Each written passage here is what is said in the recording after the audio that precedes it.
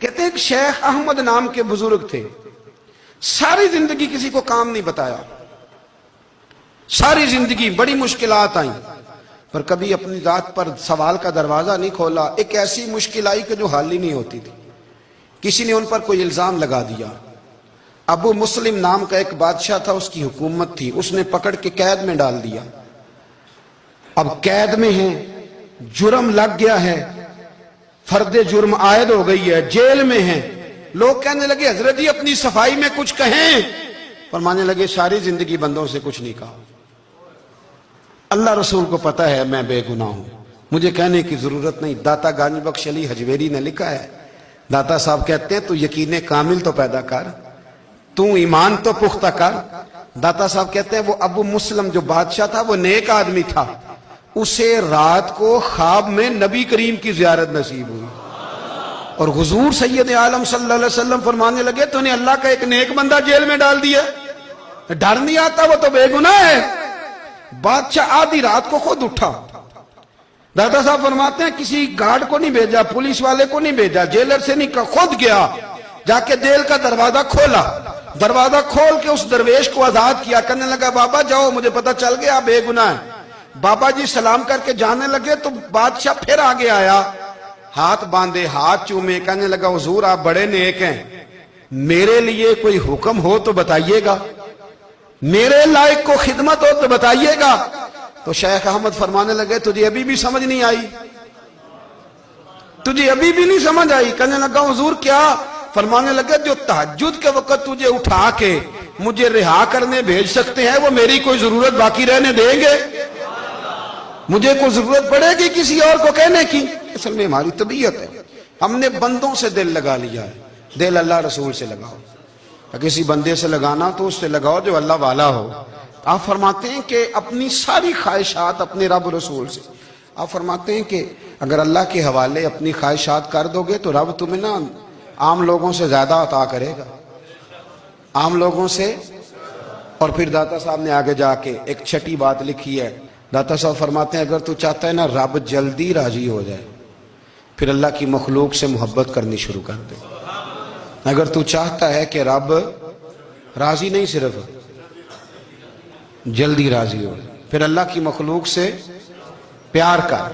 اللہ خود داتا صاحب اپنی بات کرتے ہیں، کہتے ہیں میں دریائے راوی سے گزر رہا تھا، یہ ایک اور جگہ آپ کی سیرت میں لکھا ہے، یہ کشف المعجوب میں نہیں ہے، راوی سے گزر رہے تھے تو داتا صاحب نے اکثر ٹینڈ کرا کے رکھتے تھے، کئی بزرگ ہیں جو سر پہ بال نہیں رکھتے، ٹینڈ کرائی ہوئی تھی تو کشتی میں گزر رہے تھے تو سامنے سے کچھ نوجوان بھی کشتی میں آ رہے تھے، تو آپ نے نا سر سے کپڑا اٹھایا، تو جب سر پہ کھجلی کر رہے تھے نا، یہ واقعہ اور بزرگوں کے بارے میں بھی کتابوں میں آتا ہے اور داتا صاحب کے بارے میں بھی آتا ہے، سر پہ جب کھجلی کی نا تو بچوں نے ٹینڈ دیکھی تو ایک کہنے لگا ذرا دیکھو بابے کا سر کیسے چمک رہا ہے، ایک نے مذاق کیا اور باقی ہنسنے لگے، پھپتیاں کسنے لگے۔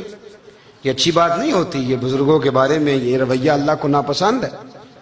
اب وہ مذاق اڑا رہے ہیں تو داتا صاحب کے ساتھ مرید تھے، جلال میں کہنے لگے حضور بد دعا کرے ان کے لیے، اتنے نالائق ہیں، یہ کوئی طریقہ ہے؟ داتا صاحب کہنے لگے کر دوں کہ حضور کر دیں۔ مرید کہتے ہیں داتا صاحب نے ہاتھ اٹھائے تو ہمارا خیال تھا اب یہ ڈوب کے مر جائیں گے، تو داتا صاحب نے ہاتھ اٹھا کے پتہ کیا فرمایا، کہا اے اللہ یہ جس طرح اب ہنس رہے ہیں نا انہیں ہمیشہ ہنستا ہی رکھنا، اللہ ان بچوں کو ہمیشہ ہنستا ہی رکھنا، یہ بیچارے کبھی روئے نہیں، ان کو ہنستا ہی رکھنا۔ اللہ اکبر، یہ دعا مانگتے مانگتے نا کنارہ آ گیا، داتا صاحب بھی کنارے پہ اترے تو وہ نوجوان بھی پیچھے آ گئے، آ کے آپ کے پیروں میں بیٹھے معافی مانگنے لگے، کہنے لگے حضور معاف کر دیں۔ فرمایا ایک شرط ہے، وہ کون سی؟ فرمایا روز پڑھنے آیا کرو گے؟ میں کہا حضور آیا کریں گے۔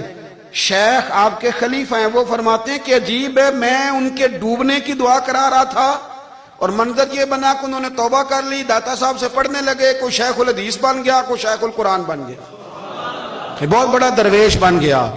کہتے میں ہمیشہ سوچا کرتا تھا کہ میں چاہتا تھا ڈوب جائیں، پر وہ ایسے تیرنے لگے ہیں کہ کئی اوروں کو تیرانے کی سہولت اللہ نے انہیں عطا کر دی، آسانی دے دی ہے، اوروں کو بھی بہت ساروں کو وہ لے کے اوپر کی طرف اٹھا کریں گے۔ بندہ مل جائے تو اسے شیشے میں نہ اتار، ہم لوگ نا اب سامنے والے کو شیشے میں اتارنے کی کوشش، اور نہ بھائی اب دنیا بڑی تیز ہے، تو جس کو شیشے میں اتارے گا نا وہ بھی تجھ سے تیز ہے، وہ تجھے شیشی میں اتار لے گا۔ اس لیے مہربانی کریں، اب ان چکروں سے نکلیں۔ وہ کسی نے کہا تھا امام غزالی سے کہ مخلص دوست مجھے کیسا پتہ چلے گا کتنے ہیں؟ آپ فرمانے لگے اپنے دل سے پوچھ، جتنوں کے ساتھ تو مخلص ہے اتنے تیرے ساتھ بھی مخلص ہیں، اور اگر تو داؤ لگا رہا ہے دنیا کو تو پھر دنیا تجھ سے تیز ہے۔ پھر کوئی کسی چکر میں آنے والا بالکل نہیں۔ اس لیے کوشش کریں ہمیشہ۔ ایک حدیث پاک نہ پڑھ دوں، یہ بھی داتا صاحب نے لکھی ہے، بہت ساری کتابوں میں ہے پر داتا صاحب نے بھی لکھی ہے۔ نبی کریم علیہ السلام نے فرمایا جنت میں کثرت بھولے بھالے لوگوں کی ہوگی۔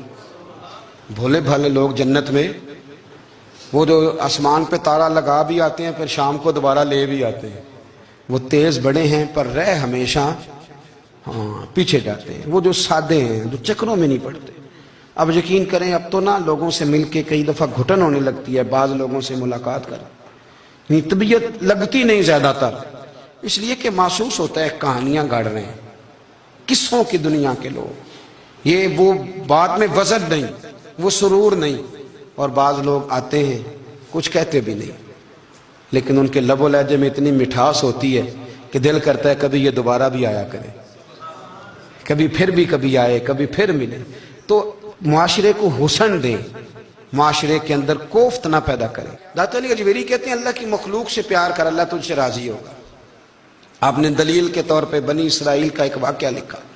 آپ فرماتے ہیں بنی اسرائیل کے اندر ایک شخص تھا جو پہاڑ کی چوٹی پہ عبادت کرتا تھا۔ لوگ اوپر چڑھ کے ملنے کے لیے آتے تھے، رستے میں ایک ڈھلان تھی، لوگ اس پر چڑھتے تو پاؤں پھسل جاتے، بہت سارے لوگ گر جاتے۔ ایک دن وہ شخص کہنے لگا اللہ اگر تو اسے نہ بناتا تو کیا ہوتا، ایسے بیکار بنا دی۔ رب ناراض ہو گیا۔ اس وقت کے پیغمبر علیہ السلام کو وہی فرمائی سے کہو تو میری تخلیق پہ اعتراض کرتا ہے، جا میں نے تیرا نام ولیوں کی صف سے کاٹ کے نافرمانوں کی صف میں لکھ دیا۔ وہ نبی اس امت کے علیہ السلام تشریف لائے اور آ کے اسے کہا کہ رب کریم نے تیرا نام کاٹ کے نا ولیوں کی لسٹ سے نافرمانوں کی لسٹ میں لکھا ہے۔ کہنے لگا حضور اللہ نے خود لکھا ہے؟ کہا ہاں۔ وہ سجدے میں گر گئے، یا اللہ تیرا شکر ہے، یا اللہ تیرا شکر ہے۔ وہ پیغمبر فرمانے لگے یہ کیا کر رہے ہو؟ عرض کی حضور آپ نے کہا نا اللہ نے میرا نام لیا ہے، میں کہاں اور میرا رب کہاں؟ اس نے میرا نام لیا ہے حضور، میں تو اپنے آپ کو کسی کھاتے میں نہیں سمجھتا تھا۔ اچھا اگر مالک نے اب مجھے نافرمان فرما دیا ہے اور میری غلطی سے فرمایا ہے، دوزخ میں تو میں جاؤں گا۔ حضور آپ اللہ کے نبی ہیں، آپ کے ذریعے کی التجا ہے مالک کے حضور، رب کریم سے عرض کیجئے گا کہ اب مجھے دوزخ میں تو پھینکنا ہی ہے، تو میرا وجود اتنا بڑا کر دے، اتنا بڑا کر دے کہ میں اکیلا جہنم میں آ جاؤں۔ میرا دل نہیں کرتا اللہ کا کوئی اور بندہ دوزخ میں جائے، میں چاہتا ہوں اتنے پیارے پیارے مخلوق پیدا کیے اس نے، کوئی جلے نہ، کوئی دوزخ میں جلے نہ، مجھے بڑا کر کے نہ اکیلا بھر دے میرے وجود کو، میں اکیلا جلوں گا۔ عرض کرے رب کی بارگاہ میں، وہ پیغمبر وہی کھڑے تھے، وہی آئی، اے میرے نبی سے کہہ دو تو میرے بندوں سے پیار کرتا ہے تو میں تجھ سے پیار نہ کروں؟ جا میں نے تجھے معاف بھی کیا، تیرے لیے جنت کا فیصلہ بھی کیا، اور قیامت میں جس جس کی تو سفارش کرے گا میں ان سب کو بھی جنت عطا